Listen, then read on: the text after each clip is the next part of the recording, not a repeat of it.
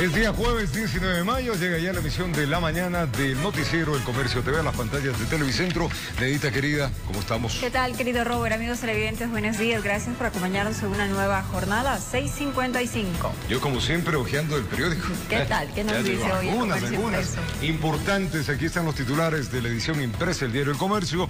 Carapaz buscará liderato en la montaña, hablando del Giro de Italia.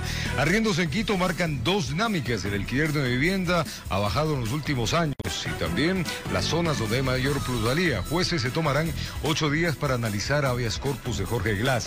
Y mujeres emprendedoras impulsan a Llano Grande.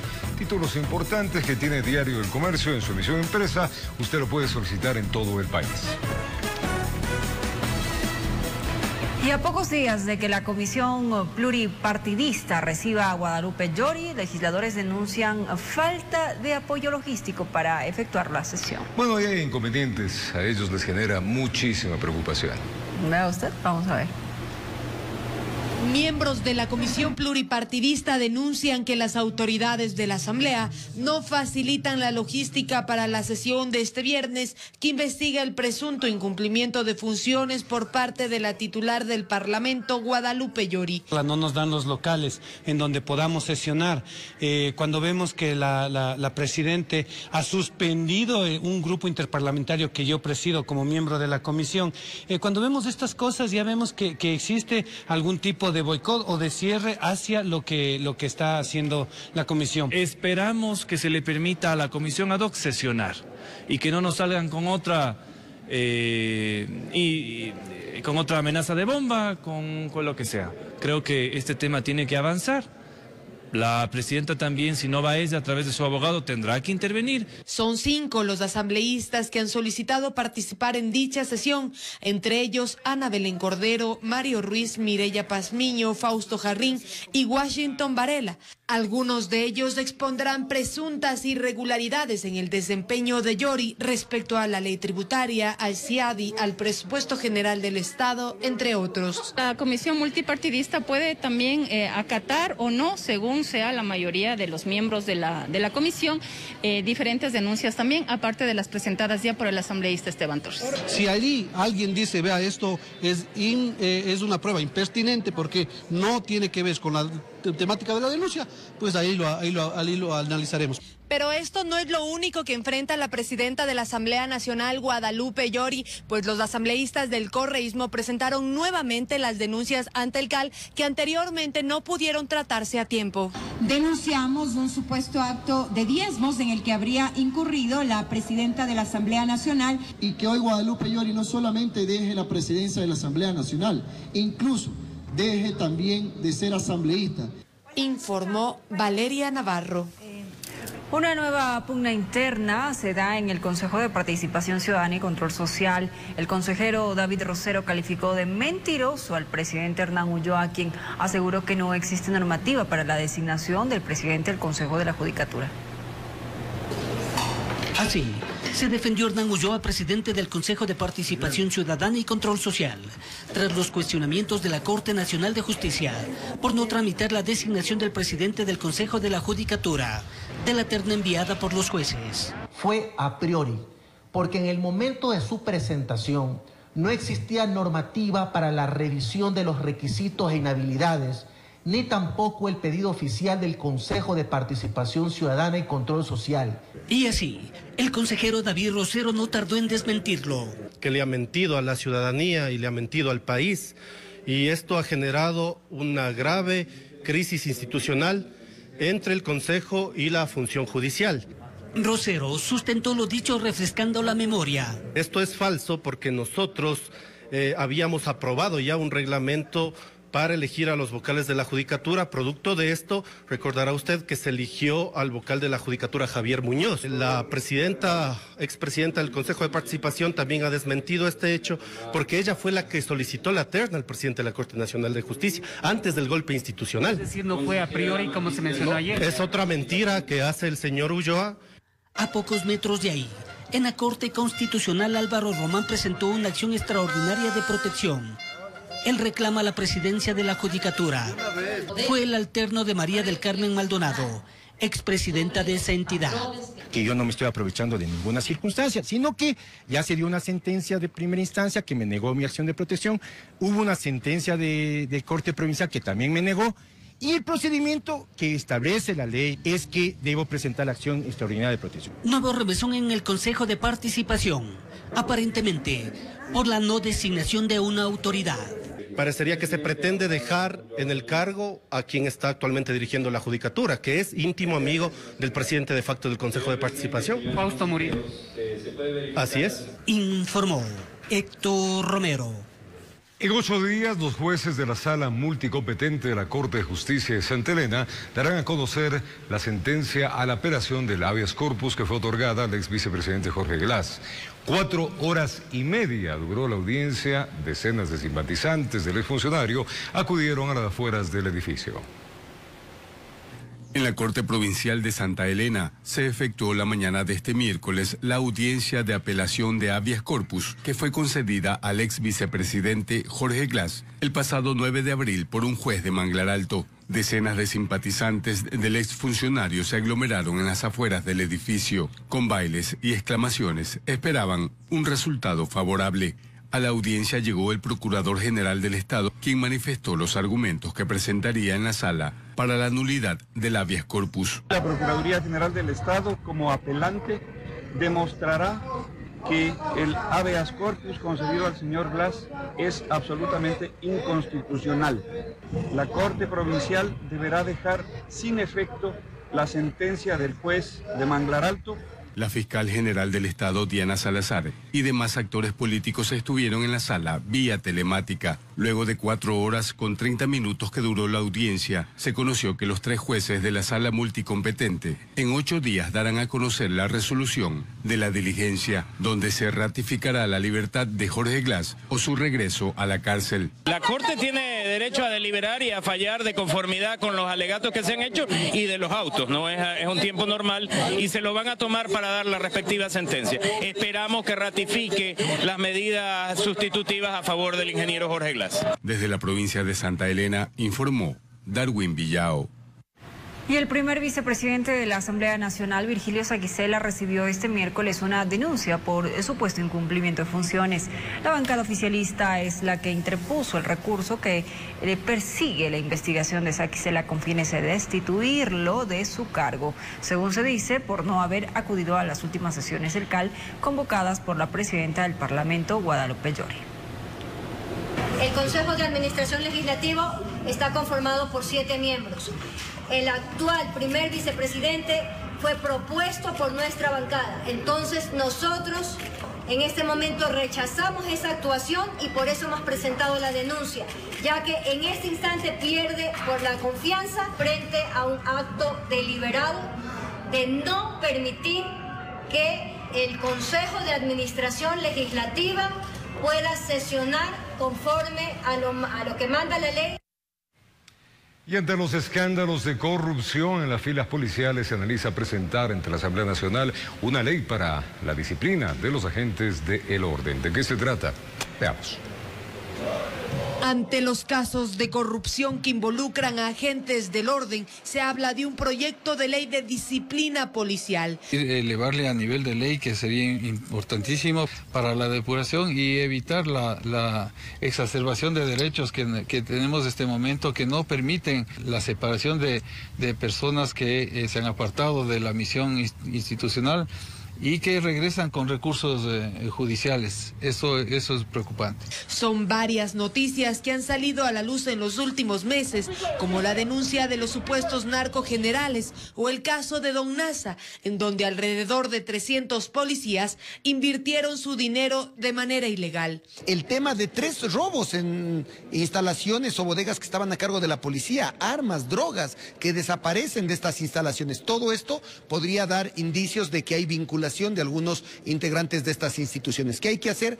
Autodepurarse. Algunos están de acuerdo en la necesidad de esta ley, mientras otros consideran que el gobierno sí puede actuar sin requerir de una nueva norma. Que no necesariamente necesitan una ley para eso.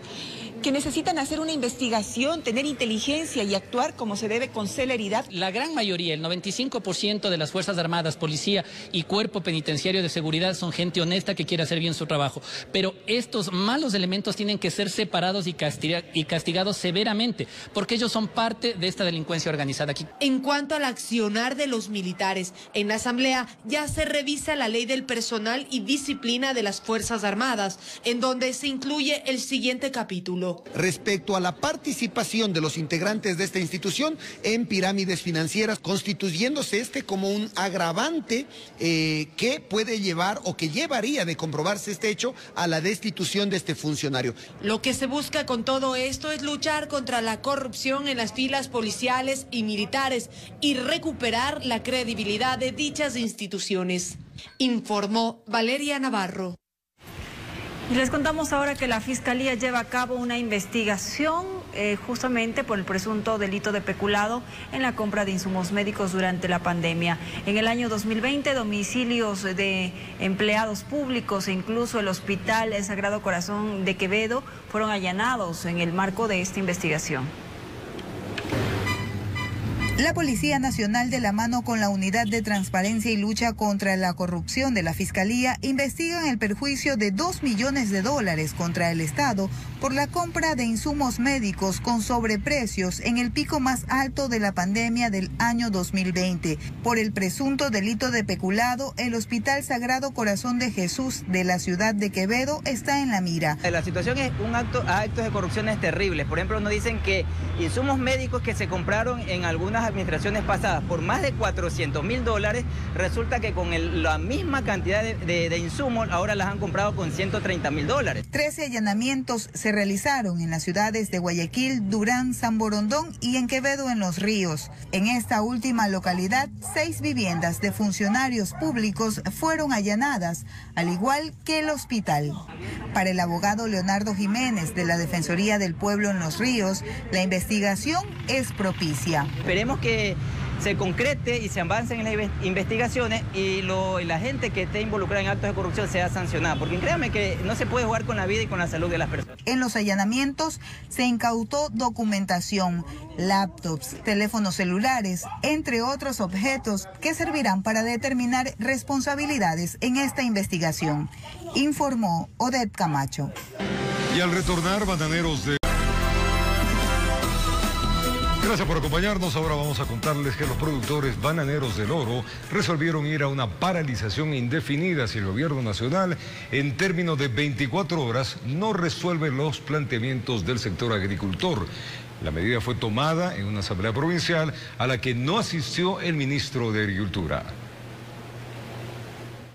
El vicepresidente de la Federación Nacional de Productores Bananeros del Ecuador indicó que el diálogo se agotó y que de ahora en adelante tomarán otras medidas para exigir se cumpla el planteamiento del sector bananero. Comunicación de que en el plazo de 24 horas o en el término de 24 horas, más bien si no hay un pronunciamiento, la provincia del Oro se verá obligada a tomar medidas de hecho más radicales. La asamblea provincial fue convocada por la viceprefecta de El Oro, Karina Torres, quien con el ánimo de que no se realice una nueva paralización con cierre de vías y se aísle a los orenses, convocó no solo a los bananeros sino a la gobernadora encargada, al ministro de Agricultura, a los 14 alcaldes y a los asambleístas, pero la mayoría brilló por la ausencia. La paralización nos perjudicaría a todos, pero si en realidad ya no hay otra medida, si el gobierno no les atiende, tenemos que unirnos a lo que ellos resuelvan.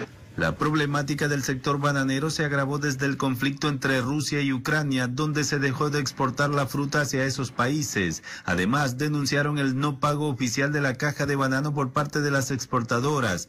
Ello conllevó a realizar una paralización el 11 de abril del presente año, la misma que fue levantada el 15 del mismo mes, dando inicio al diálogo, pero estos fracasaron. Aunque no tienen fecha y día de la paralización, los dirigentes mencionaron que estarán en sesión permanente con la comisión para elaborar la estrategia, que al parecer sería un nuevo cierre de vías en diferentes sitios.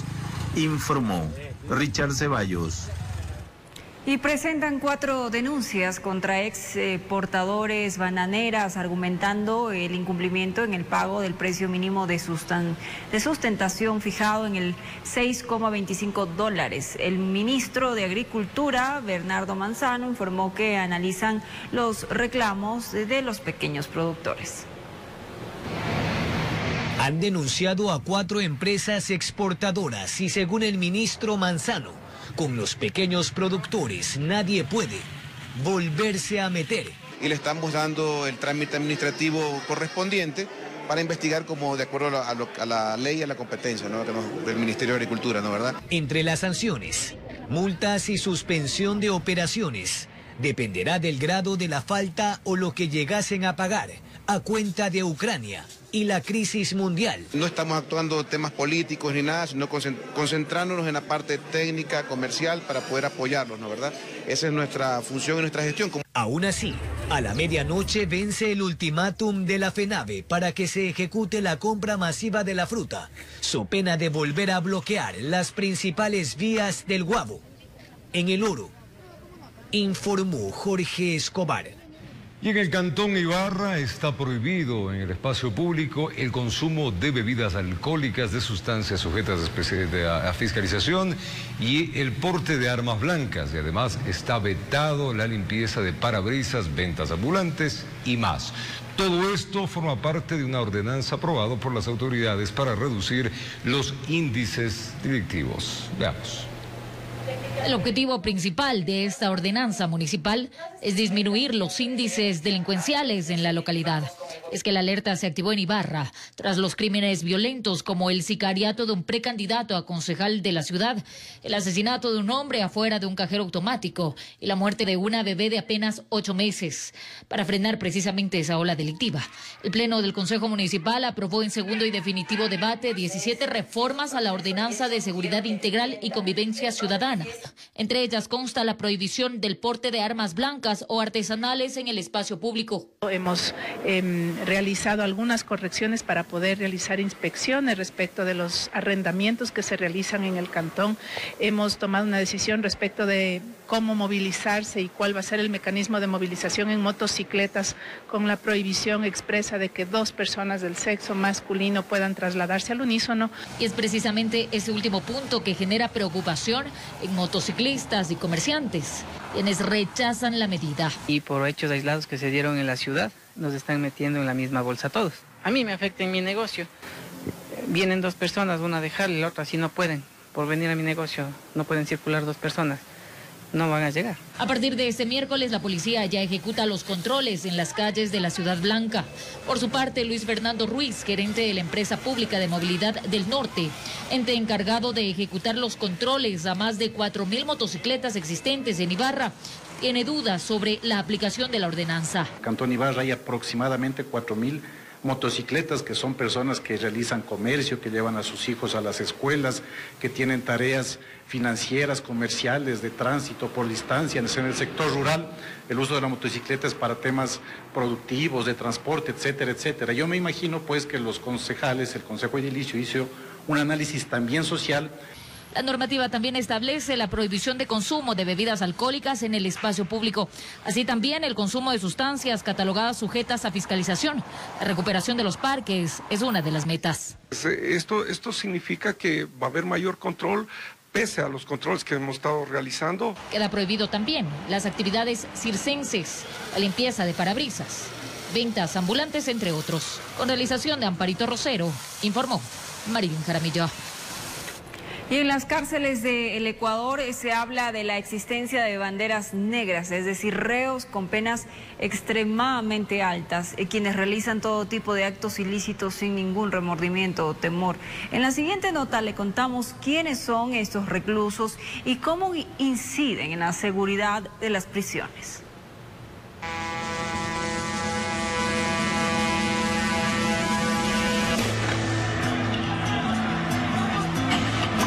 Sin miedo a nada.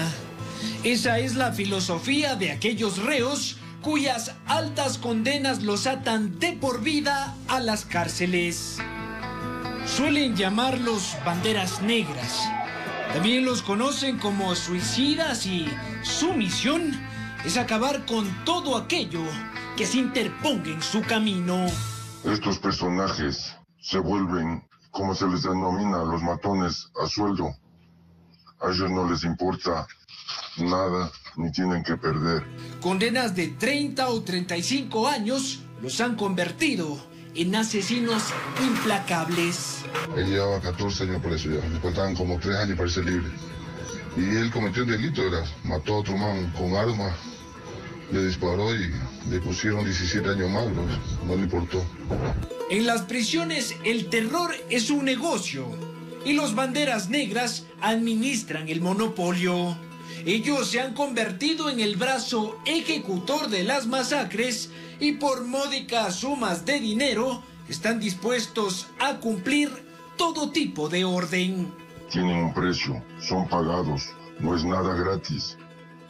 Porque los que realizan este tipo de matanzas atroces son pagadas las familias en los exteriores de los centros. Los psicólogos que han trabajado con estos individuos aseguran que su comportamiento es causado por graves trastornos psiquiátricos. Aquellas personas que tienen una condena de este tipo es porque estarán vinculadas a temas que tienen que ver con violencia sexual, que tienen que ver con asesinatos, que en su mayoría ya están relacionados también a sociopatías. Especialistas en rehabilitación exhortan a las autoridades a identificar a estos reos y brindarles un tratamiento diferenciado. Este tipo de personalidades requieren fundamentalmente una atención psiquiátrica paralela y requieren también un tipo de proceso de rehabilitación diferenciado. No podemos poner a psicópatas junto a personas que están en un proceso supuesto de rehabilitación social. El fortalecimiento de la seguridad penitenciaria, apuntan, no solo requiere mayor disciplina y vigilancia, sino también la atención de aquellos reos que aparentemente son irrehabilitables. Informó Álvaro Terán. Los últimos hechos violentos ocurridos en el anillo vial de Quevedo motivaron la intervención de instituciones gubernamentales. Entre ellas, las primeras acciones están desarticular a 2 bandas delictivas, así como la colocación de luminarias en los espacios más críticos. A continuación, vamos a dar la segunda parte de este informe especial. A este lado también. Los vehículos baleados, la muerte del adulto mayor en el interior del bus, así como los camiones robados, fueron causas suficientes para la intervención del anillo vial por parte de instituciones gubernamentales.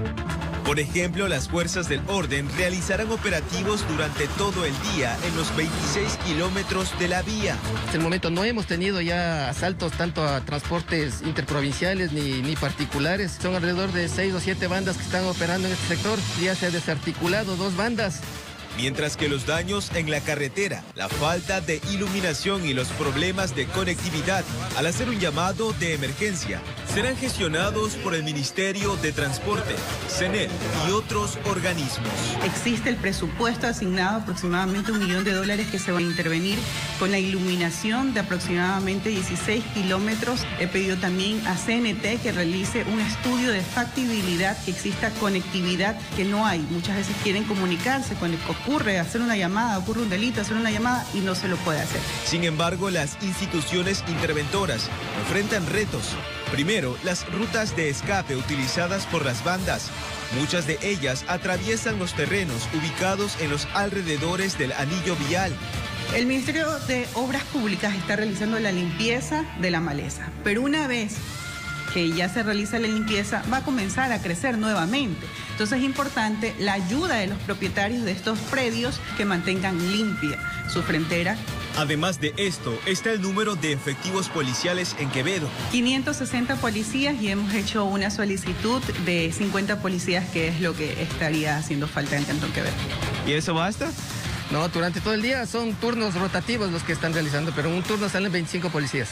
así como los 4 vehículos utilizados para patrullar los 26 kilómetros del anillo vial y sus alrededores. Por eso que ha sido un poco difícil que anteriormente le ponga tanta atención la policía en este lugar tan importante. El anillo vial de Quevedo fue construido para agilitar el tránsito de los vehículos que pasaban por la urbe. Sin embargo, se convirtió en la ruta usada por delincuentes para asaltar a conductores, quienes lo piensan 2 veces antes de circular por aquí. Muy peligroso en ese sector, entonces me dijeron que pasara solo, entrar a Quevedo y pasar a largo para Buena Fe.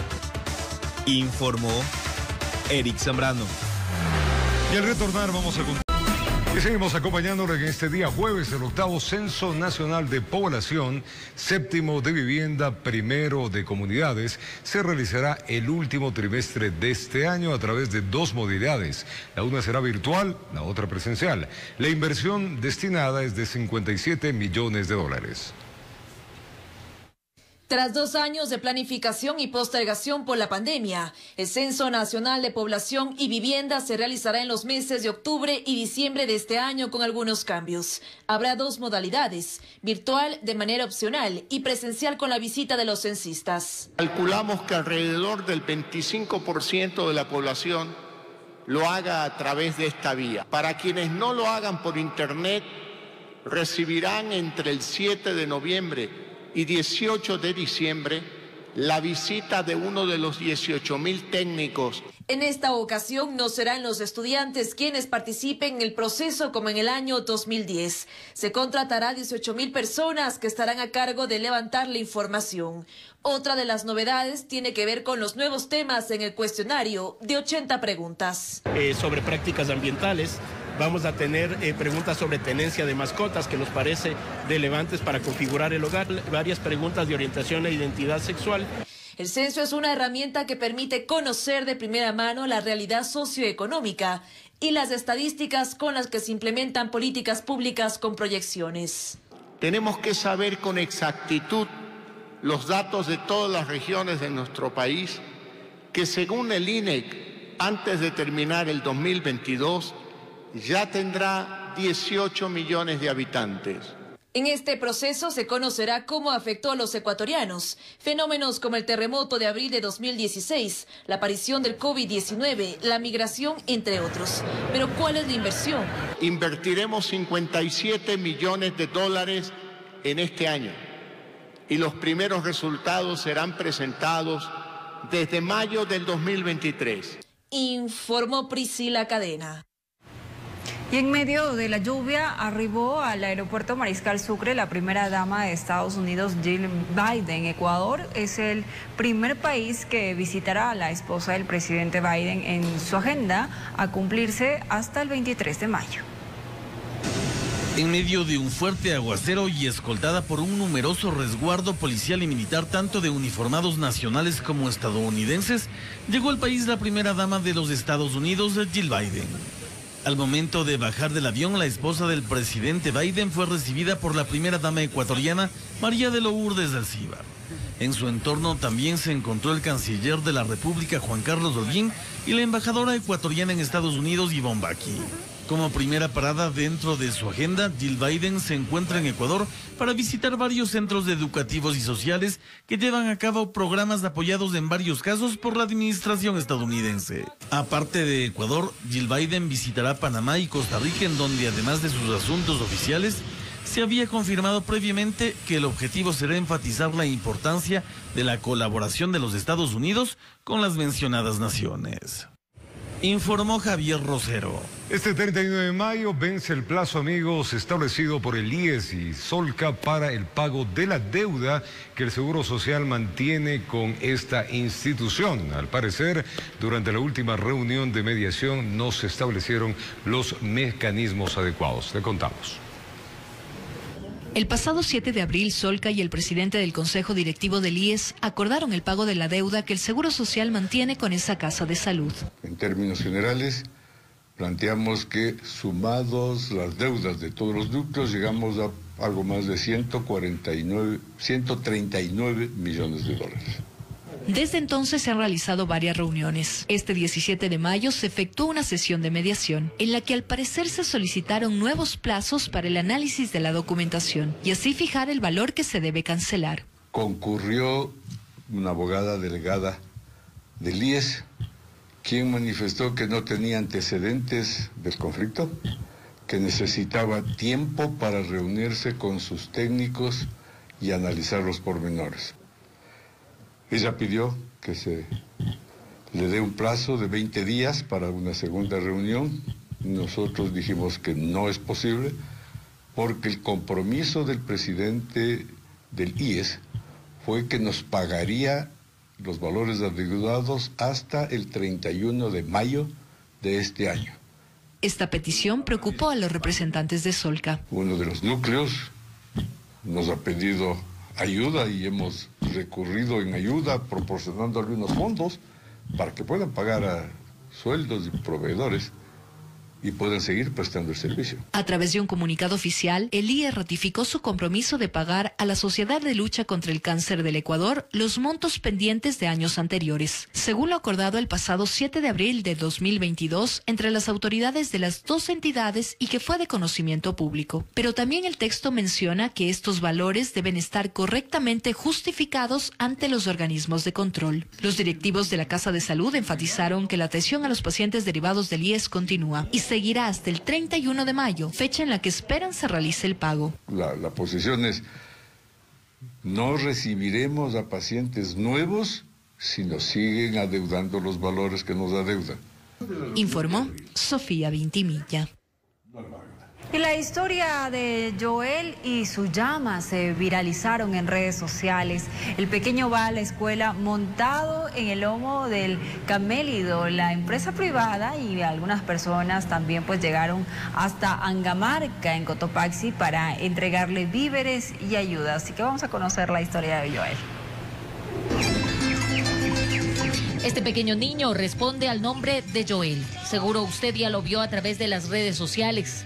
Y es que los videos se viralizaron rápidamente. El niño se transporta así. Va en el lomo de su llama, a quien a propósito le puso por nombre Benjamín. Él se dirige hacia la escuela. Y aunque en un inicio se dijo que la grabación correspondía a un niño peruano, lo cierto es que Joel vive con su familia en Angamarca, provincia de Cotopaxi, esto a unas 5 horas de Quito. Se trata de una zona rural donde la gente se dedica a la crianza de animales y la agricultura.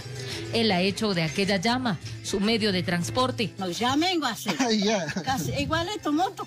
Carrera tiene. Corre justísimo. Y Joel no se cae. No se cae. Aquí hay pobreza, pero también hay unas enormes ganas de superarse. Tras conocer de esta historia, las manos colaboradoras llegaron de personas naturales y empresa privada. Tienes que estudiar mucho, ¿sí vas a estudiar mucho? ¿Sí le prometes que nos vas a estudiar muchísimo, muchísimo? Sin embargo, este es uno de los tantos sucesos que ocurren en Angamarca, golpeada por la pobreza en muchos sectores y con la esperanza de más atención por parte de las autoridades. Informó Marilyn Jaramillo. Hoy les presentamos la primera parte de un informe sobre los adultos mayores que se encuentran en estado de abandono en nuestro país. Ellos son encontrados bajo puentes, en aceras y otros puntos. Así que vamos a conocer cómo trabaja el MIES y otras instituciones frente a esta problemática social. Preste atención. Los rostros de Luz María, Georgina, Froilán y Luis expresaban desconcierto y tristeza. Sus miradas calaron en aquellos que fuimos testigos de su dura realidad, ser dejados por quienes ellos pensaron que los amaban. Y aunque nos gustaría que esto no sucediera, sus casos se dieron a conocer de modo más frecuente de lo que pensábamos. Entonces ahondamos en esta problemática social, la de los adultos mayores abandonados. Adultos mayores abandonados.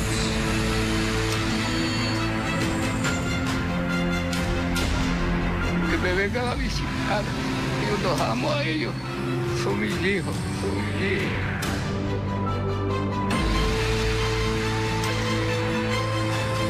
Según el último reporte del Ministerio de Inclusión Económica y Social, publicado en marzo del 2022, se identificó a 257 adultos mayores en condición de mendicidad a nivel nacional. Una cifra exacta sobre abandono no se refleja en el informe. porque es importante que se sepa que los habitantes de calle son personas que se encuentran más de 6 meses en la calle, haciendo de la calle su vida, su espacio donde duermen, donde comen, donde de cierta forma socializan. Pero si, por ejemplo, es un adulto mayor que le abandonó a la familia y lleva 3 días en la calle, ahí obviamente van a los otros servicios que tenemos. El MIES como tal no tiene albergues para alojar a estos abuelitos abandonados, pero trabajan a través de cooperantes que pueden ser los municipios, ONGs o instituciones religiosas. De hecho, el informe de esta cartera de Estado reconoce una falta de programas de atención a personas adultas mayores en situación de pobreza, pobreza extrema o abandono, en espacios de contención y bajo un subsidio estatal.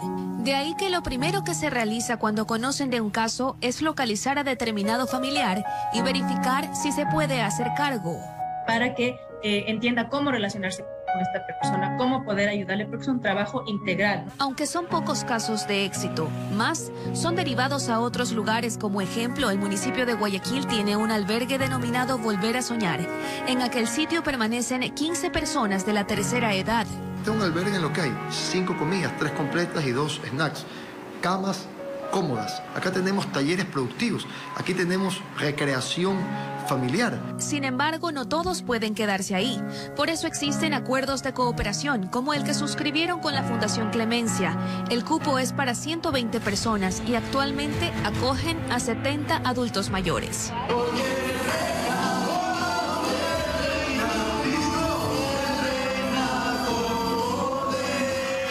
El 99% de las personas así es, ha sido encontradas en las calles, debajo de los puentes, en las avenidas, sin comer por algunos días o semanas, pues no, secuelas de derrames, Alzheimer, demencia senil, problemas pulmonares, el mismo COVID, todo esto pues no, es un trabajo fuerte, un trabajo arduo que nosotros realizamos para que ellos puedan salir de esta situación pues y tener una mejor calidad de vida. Informó Adriana Peralta.